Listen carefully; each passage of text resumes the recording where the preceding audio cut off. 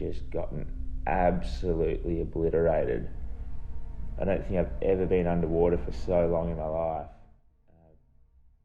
So the morning started out really, really nice and clean, and there was a few bombs coming through. It was a pretty south swell, like early season, lots of like weird, strange ones. But in between them, there was some really good, perfect bombs coming through, and there was only a few of us out, which was really nice. I think there was just me, Chopper, Ollie, and Shanzi, and Tom was on the boob trying to get a couple paddling.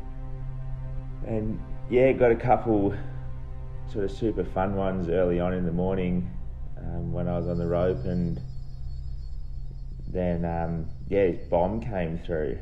And Chopper, he looked at me, he was like, "You want this one?" I was like, "Yeah, let's go this one looks fucking sick."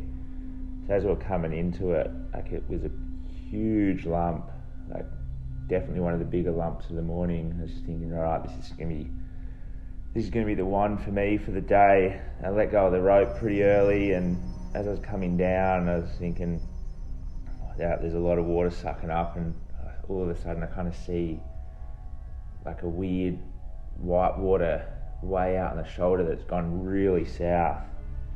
And I was like, oh no, this is gonna be probably one of the worst ones of the day. So I've sort of decided to go left, which sometimes you can go left and just kick out, but this thing was so south that as I turned and went left, it walled up in front of me like a long way, and I was way in front of the boils still. So as I pulled up, I've gone, oh shit, and I can just see the boils in front of me.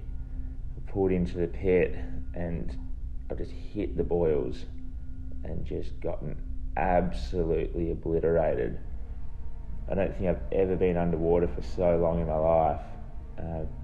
It was definitely 2 waves, maybe even 3. It took me probably 20 breaststrokes or so before I managed to get to the top. And I don't really remember getting back on the ski. I got back on the ski and we've come round pretty rattled, so I thought, oh, watch a couple from the shoulder and see how we go and see what else is coming through, because I didn't really want to get any more after that, because it was probably one of the longest hold downs of my life and probably one of the worst too. But that Chopper convinced me to just get straight back on the horse and get another one straight away, so I don't have the jitters for the next time we get out there. And so probably not even 5 minutes later, we've got out the back and another set's come, and it's looked good. So we're coming in a little bit late, but we're coming in fast, so it was good. Everything was lining up perfectly. I was in the perfect spot as I've let go, and I've just been a little bit high, and I remember coming over the lump and sort of thinking, oh, I'm pretty high up on this one, and so grabbed my rail and just kind of went up in the air for a moment and just disconnected. And as I reconnected, I bogged my rail and just went over and did about 4 or 5 cartwheels, went over with the lip and just got absolutely detonated. And I just remember thinking, oh no, not again. Another 2-wave hold down probably, and just straight away too. So got absolutely rinsed on that one again, and I would have been down for another 2 waves. I don't remember coming back up, and I just remember being in the channel just like dizzy, can barely see straight, just thinking, oh my god, do I ever want to get another wave out here again after that?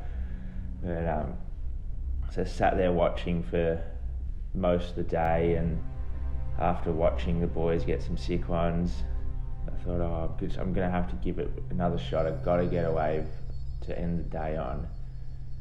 So it's still kind of cooking, and thought, fine, I've got to get one. So I played it real safe, just got a little one, nice small one, just to sort of end the day on. I just wanted to make it, just finish the day on a good note. And it was a fun one, but it was, yeah, nothing amazing, but it was still a nice way to end the day and end the swell of beatings, really.